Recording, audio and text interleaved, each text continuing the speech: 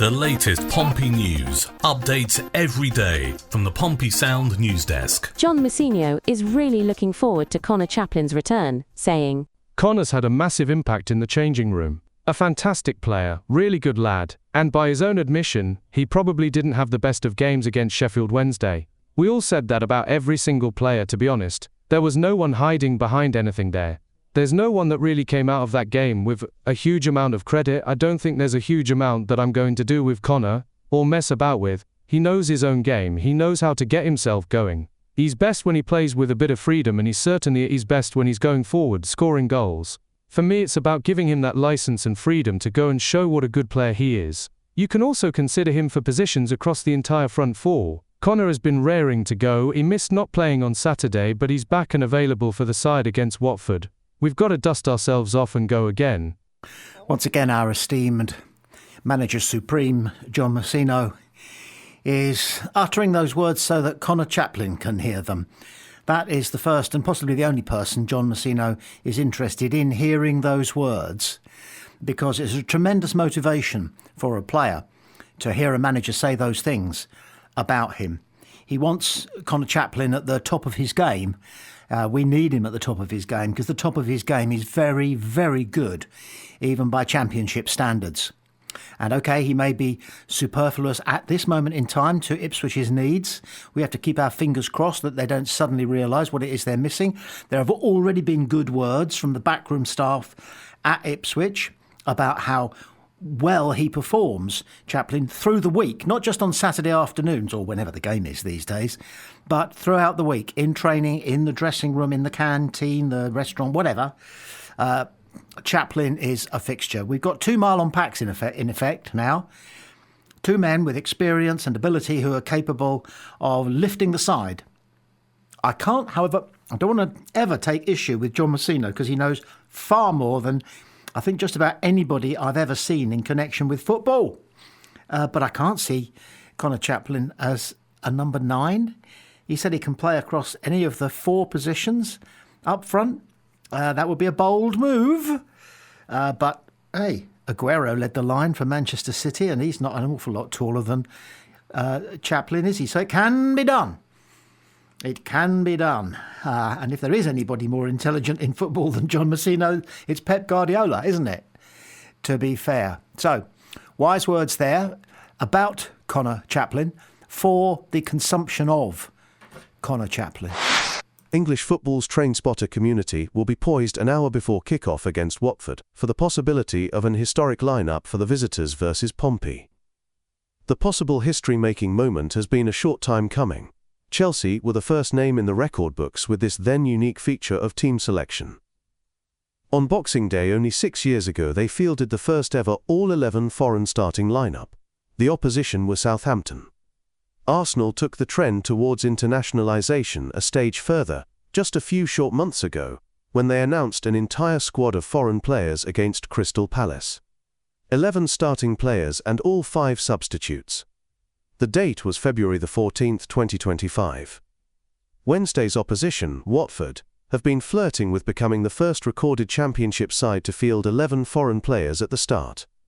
Watford's entire squad contains only 3 English players, giving them a 75% score of foreign registered players.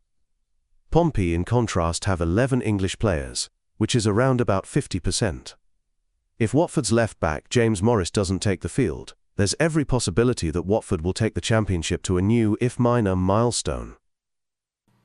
So, have a quick guess. Of the 667 players registered in the championship at the moment this season, how many of them do you think are foreigners?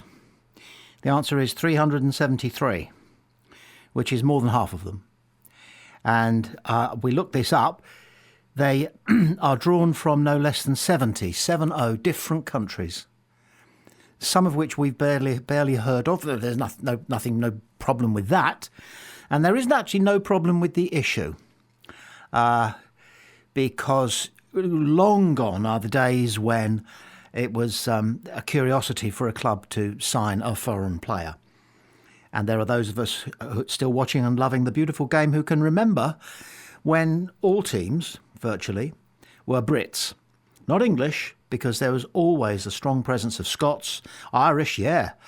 I think of all the foreign players, the country that is best represented in the Championship is Republic of Ireland, yeah. But gone are the days when we used to look forward to the curiosity of seeing whether a German or a Swede or whatever could play the game in the same way that we believe it had to be played, which was our way. And the doors have opened up and doors have been knocked down. And the Championship is a real United Nations. You know, Donald Trump didn't need to go to New York, which he hates. He could have come and watched a bit of English football. He'd have been able to speak to far more eminent and far more of them, foreigners, than sit in the United Nations. But it is interesting that we're still going in that direction, and I wonder whether how persuasive are the voices of people who say that we need to do more to protect homegrown talent. And there's clearly something in that, because we want our kids, boys and girls, of course, to play the game as well as watch the game and love the game. And if the elite amongst them can't see any opportunities ahead for them to make a dream career of it, then they are going to stay in their bedroom and play their Game Boys or their Football Manager games, which is okay, but I want to see playing fields during the school summer holidays, you know, crawling with little football games going on that the boys and girls have organised themselves. That's what I want to see. And if the influx of foreign talent, and some of it is fantastic, of course, and has enriched the English League, the four English divisions so much, if that's going to be maintained, then we do have to bear in mind the importance of homegrown talent and make sure that we provide them with encouragement and opportunity.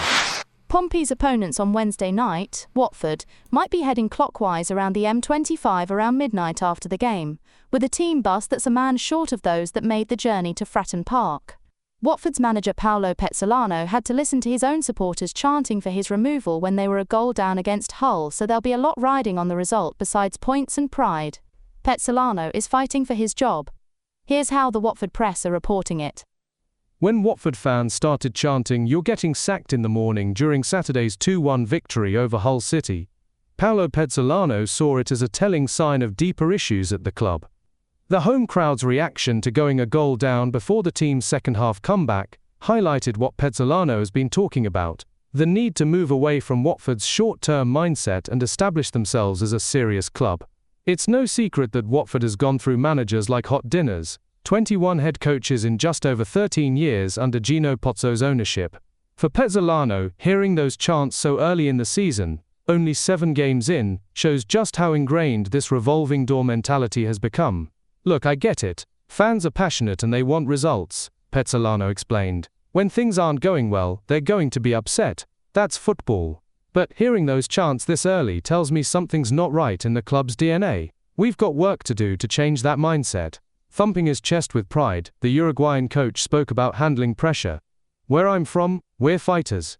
Uruguay's tiny, just 3 million people, but we're used to facing challenges head-on. We overcome them through hard work and determination. Sure, life throws pressure at you, but this isn't pressure to me." It's a harsh chant, sacked in the morning, but all is fair in love, war and football. We've chanted it at unpopular visiting managers, opposition managers, that is to say. I can't remember, I'm sure it's happened, I can't remember us chanting it at our own manager, which is what the Watford fans, or some of them, were doing against Hull. But it's an enjoyable sing-song as long as you're doing it with a sense of irony and a certain amount of, what's that German word, Schadenfreude, which is taking pleasure in other people's misfortunes. Fancy a quick sing-song? Come on then. You know the tune, you know the words. Sacked in the morning. You're getting sacked in the morning. Sacked in the morning. You're getting sacked in the morning. I like that. The Spanish bit gets in. Yo soy un hombre sincero. I think that means I am an honest and sincere man. I don't know how that song came to be. Lost in the mists of time, obviously. But which football crowd invented it?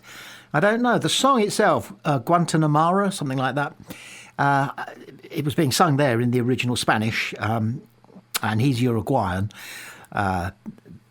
Petzolano, so yeah, I guess there was something appropriate about that. He would have had to have just asked, what's all that about? And got told. He does have to watch his back. The owner of Watford, he fires people right, left and centre. Gino Pozzo, 13 managers I think he's been through since he bought, or his father bought him Watford to play with. Although he classifies himself as a businessman, his father did a bit of research on him. He is a dodge pot owner. He, I think, has been threatened with prison for being involved in match fixing. His club is Udinese, and I think he still owns them, or part owns them, or almost wholly owns them. It's also murky, isn't it? Football generally, somehow football abroad, particularly in Mediterranean countries, seems a little bit murkier even than the game in Northern Europe. In South America, we consider it dodgy, and there have been some dodgy things going on there. Different cultures have a different approach to everything in life. That's the beauty of the internationalism, which we talked about a moment ago on Pompey Sound.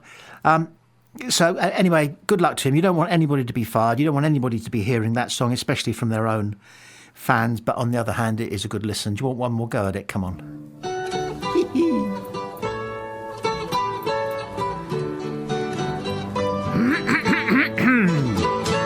Sacked in the morning. You're getting sacked in the morning. Sacked in the morning. You're getting sacked in the morning. Yo soy un hombre sincero.